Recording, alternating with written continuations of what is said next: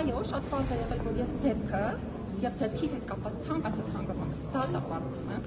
անկախ նրանից դա վերաբերեր վարչապետին կամ վերաբերեր ցանկացած այլ քաղաքական ուժի դատապարտում եմ, հիմա էլ կարող եմ հրապարակային ասել, որ այո, ես դատապարտում եմ հենց այդ դեպքը։ Նիկոլ Փաշինյանի Բնականաբար եւ շատ կարեւորում է, որ դրանից հետո վարչապետը ներողությամբ հանդես եկավ եւ ոչ թե ես ի նկատի ունեմ բացառապես միայն իմ դատապարտումը, բայց կարևորում եմ այն հանգամանքը, որ ոչ թե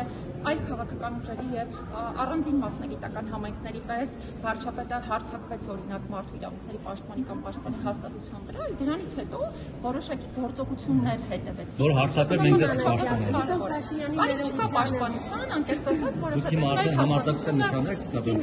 կներեք, բայց ես համարձակության նշաններ ոչ թե հիմա եմ ցուցաբերում, այլ ես մշտապես եմ համարձակ, բայց գիտեմ, թե ինչ տրամաբանությամբ եւ ինչ մեթոդաբանությամբ եմ աշխատում տարբեր հարցերի ուղղությամբ